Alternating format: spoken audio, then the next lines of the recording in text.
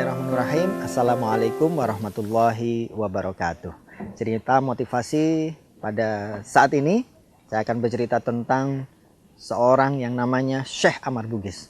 Beliau ulama berasal dari Madinah, ya, yang Allah takdirkan beliau tidak bisa menggerakkan seluruh anggota badannya kecuali dua. Yang pertama, lisannya masih bisa mengucap. Yang kedua, matanya masih bisa berkedip. Yang lain Allah takdirkan nggak bisa bergerak. Tangannya nggak bisa bergerak. Kakinya nggak bisa bergerak. Sehingga kemana-mana beliau harus dituntun, harus digendong, atau kemudian menggunakan kursi roda. Suatu ketika beliau hadir di Indonesia. Bersama Ustadz Yusuf Mansur hadir di Masjid Istiqlal. Beliau kemudian memberikan motivasi bahwa ternyata Allah memberikan kelebihan yang luar biasa, keistimewaan yang luar biasa. Di umur 11 tahun sampai dengan 13 tahun. Allah mengizinkan beliau bisa menghafal Al-Quran 30 juz. Tanpa pernah pegang Quran. Masya Allah. Dan saat itu beliau meminta kepada jamaah yang hadir untuk mengaminkan doanya. Dua doa beliau. Yang pertama, beliau minta diaminkan doanya agar Allah memberikan kesempatan tangannya untuk bisa digerakkan walaupun hanya beberapa detik saja. Setelah itu Allah boleh cabut nikmat itu kembali. Kemudian salah satu ustadz dari Darul Quran bertanya, "Ya Syekh, kenapa Anda meminta agar tangannya bisa digerakkan walaupun hanya beberapa detik saja? Setelah itu Allah boleh cabut kembali." Maka kemudian Syekh Ammar Bugis menyampaikan, "Seandainya Allah memberikan izin aku untuk bisa menggerakkan tanganku walaupun hanya beberapa detik saja, maka aku pengen bisa memegang Al-Quran dengan sempurna, karena selama hidup, selama menghafal Al-Quran, dalam waktu 2 tahun bisa menghafal Al-Quran 30 juz, beliau tidak pernah memegang Al-Quran dengan sempurna." Subhanallah, atas izin Allah kita diberikan tangan yang sehat. Tapi tangan kita, berapa kali sehari kita memegang Quran?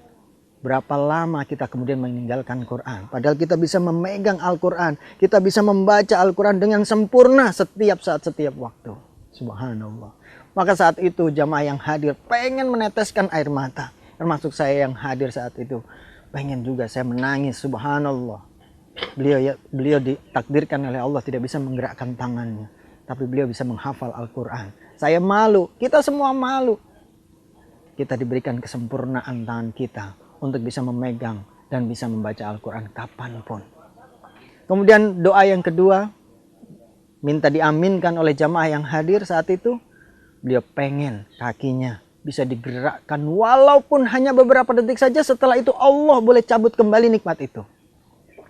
Kemudian ditanya lagi sama ustadz dari Darul Quran, "Kenapa ya Syekh? Anda minta kakinya bisa digerakkan tapi hanya beberapa detik saja. Setelah itu Allah boleh cabut kembali nikmat itu." Kemudian beliau bercerita, selama hidup sampai saat ini Allah telah memberikan kenikmatan-kenikmatan yang lain. Di saat waktu kecil tidak bisa sekolah karena kondisi fisiknya. Kemudian tidak diterima di sekolah manapun. Tapi di saat kemudian ada sekolah yang mau menerima beliau.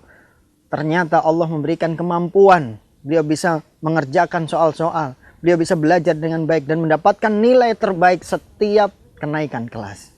Sampai kemudian beliau lulus S2, mendapatkan gelar cum laude. Mendapatkan nilai yang terbaik di antara teman-temannya. Tapi selama hidup, karena kakinya tidak bisa digerakkan, beliau tidak pernah sholat dengan sempurna. Maka seandainya Allah memberikan kesempatan untuk bisa menggerakkan kakinya, maka pengen sekali beliau bisa sujud, bisa sholat dengan sempurna seperti halnya orang-orang lain melaksanakan sholat. Karena beliau selama hidup tidak pernah sholat berdiri, kemudian sujud dengan sempurna. Kita diberikan kelebihan, kita diberikan keistimewaan oleh Allah Subhanahu wa taala. Kenikmatan yang luar biasa. Kaki kita bisa bergerak, tangan kita bisa bergerak. Maka ayo kita sama-sama kemudian kita mempelajari Al-Quran dan kita melaksanakan sholat dengan sebaik-baiknya. Mudah-mudahan ini memberikan motivasi dan semangat buat kita semuanya untuk bisa mengabdi kepada Allah dengan sebaik-baiknya. Assalamualaikum warahmatullahi wabarakatuh.